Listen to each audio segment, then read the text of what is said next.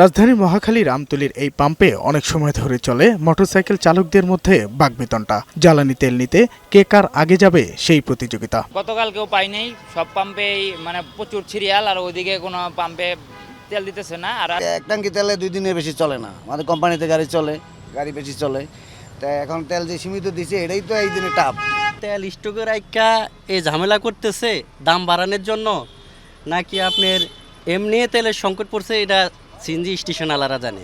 উদ্ভূত পরিস্থিতিতে জ্বালানি তেল কেনার সীমা নির্ধারণ করে দিয়েছে সরকার। প্রাইভেট কারে 10 লিটার আর মোটরসাইকেলে 2 লিটারের বেশি জ্বালানি নয়। সরকারের এমন সিদ্ধান্তের পর পাম্পগুলোয় বেড়েছে গাড়ির সংখ্যা। কাঙ্ক্ষিত তেল পেতে দীর্ঘ লাইনে দাঁড়িয়ে পার করতে হচ্ছে দীর্ঘ সময়। কোথাও কোথাও যানজটও সৃষ্টি হয়েছে গাড়ি চাপে। কোনো সুবিধা হবে না, কেন লং ডিউটি হয়, কিছু কিছু সময় লং ডিউটি হয়, তো এটা পারবে না। তেল দিতেছে 10 লিটার করে, সময় যাইতেছে আপনি 4 ঘন্টা 5 ঘন্টা। চালকরা বলছেন কম হলেও তেল পাচ্ছেন সবাই, আবার কেউ কেউ বলছেন সরকার নয়, গুজবের কারণে জনগণই সংকট সৃষ্টি করছে। 10 টাকা বাড়লে আমার তেল কিনতে হবে, তাহলে এই লম্বা সিরিয়ালগুলো আমরা লাগাইতেছি না।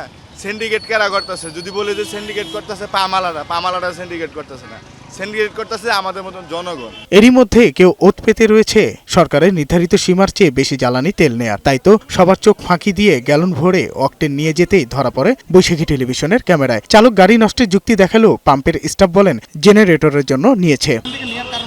না, কারণ এখান তো গাড়ি আসতে পারতেছে না, এখন কি করব? গাড়ি বন্ধ হয়েছে, কি করবো এখন? তাহলে গাড়ি ঠেলে নিয়ে আসা যায়, প্রাইভেট কে কেমন ঠেলে নিয়ে আসবে? আমাদের প্রিন্সিপাল স্যার গাড়ি ক্যাশ থেকে বলছে, তো এই জন্য আর কি ক্যাশ থেকে বলছে, এই জন্য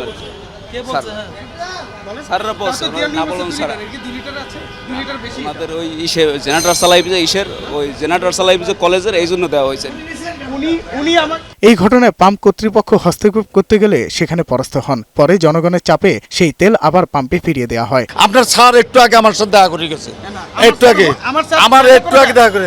আমি বলতেছি না, এই মহা অনুভব দেয় যে ওই স্যার আমায় খেলো, ওর বেতন থেকে টাকা হাঁটিয়ে দেয়। এদিকে দেশে জ্বালানি তেলের মজুদ নিয়ে প্রধানমন্ত্রী তারেক রহমানের কাছে অবহিত করেছেন বিদ্যুৎ, জ্বালানি ও খনিজ সম্পদ মন্ত্রী ইকবাল হাসান মাহমুদ টুকু। বিকেলে প্রধানমন্ত্রী কার্যালয়ের সামনে এক জরুরি প্রেস ব্রিফিংয়ে মন্ত্রী বলেন, আগামী 9 মার্চ তেলবাহী 2টি ভেসেল দেশে আসবে। জনগণকে এই মেসেজটা দেওয়া যে এই তাড়াহুড়ো করে কোনো কিনে দরকার নাই, আমাদের কাছে মজুদ আছে, আমরা পেট্রোল পাম্পে তেল দিচ্ছি এবং চলবে।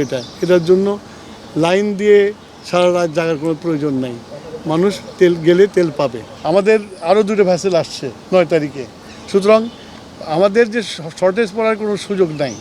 তো তারপরেও যেহেতু যুদ্ধ চলছে, তো আমাদেরকে খুব হিসাব করে চলতে হবে। আপৎকালীন পরিস্থিতিতে পেট্রোল পাম্পগুলোতে গাড়ির বিশাল চাপ এটি নতুন কোনো দৃশ্য নয়। এর আগেও সংকট তৈরি হয়েছে, সংকট কেটেও গেছে। এই দফাতেও সরকার পরিস্থিতি ভালোভাবে সামাল দিতে পারবে এমনটাই প্রত্যাশা সবার।